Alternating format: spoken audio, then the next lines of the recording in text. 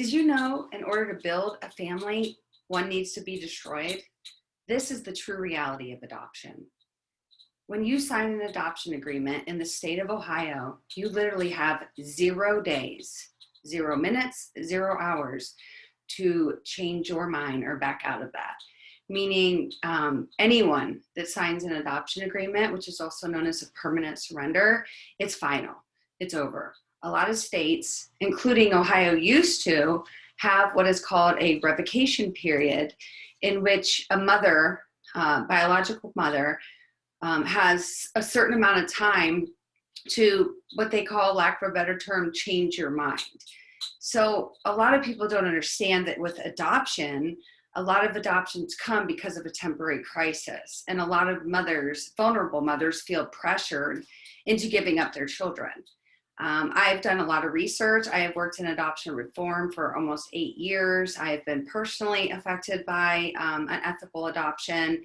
And I have spoken before our legislatures and the Senate on adoption reform bills. And I will continue to be a major advocate to bring back a revocation period in Ohio because it is completely necessary. And I will explain to you why.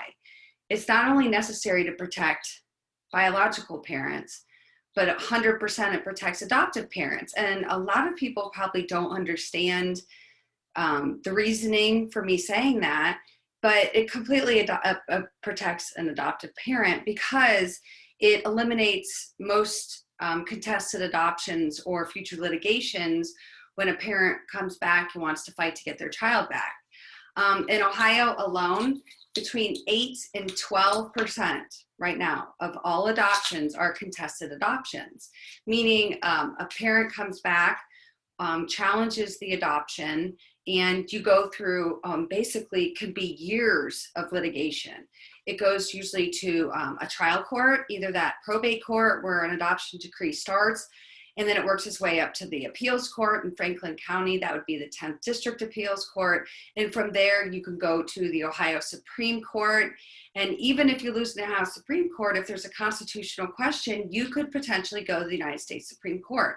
So adoptive parents are looking at years of litigation and hundreds of thousands of dollars in legal fees.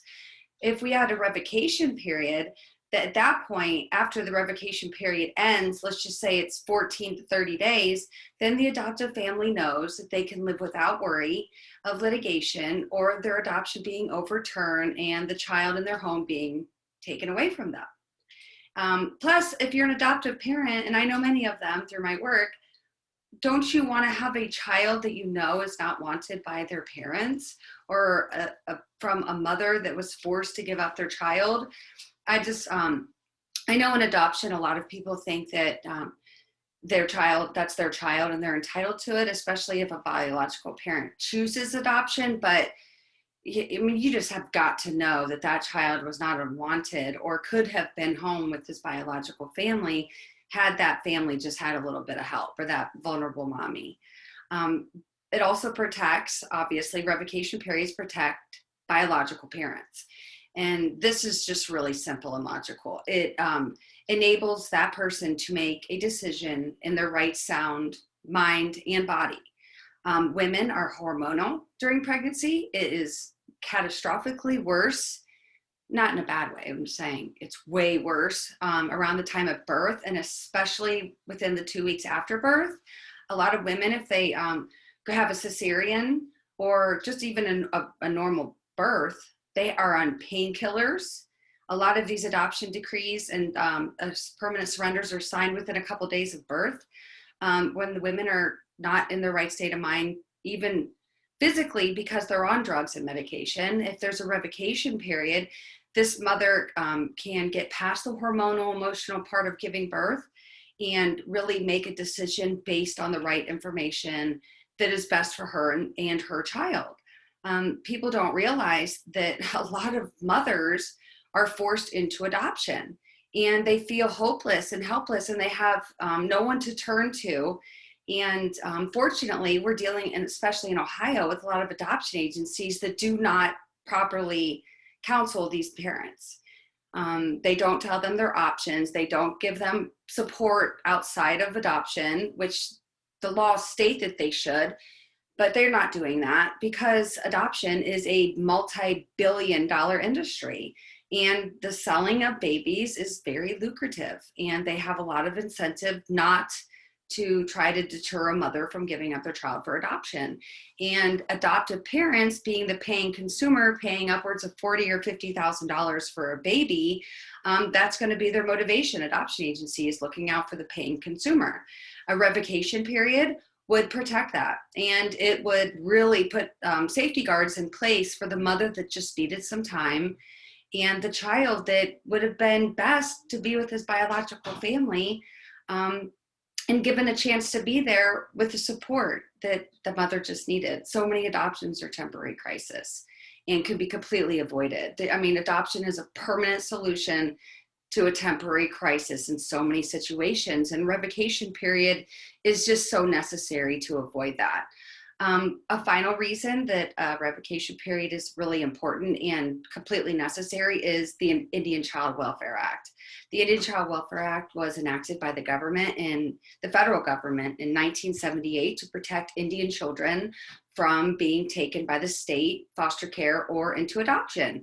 And there's a major, huge case. It was called Dustin Brown. You can Google it. He was an Indian father. His child was an Indian child who was given up for adoption in North Carolina by the non-Indian mother.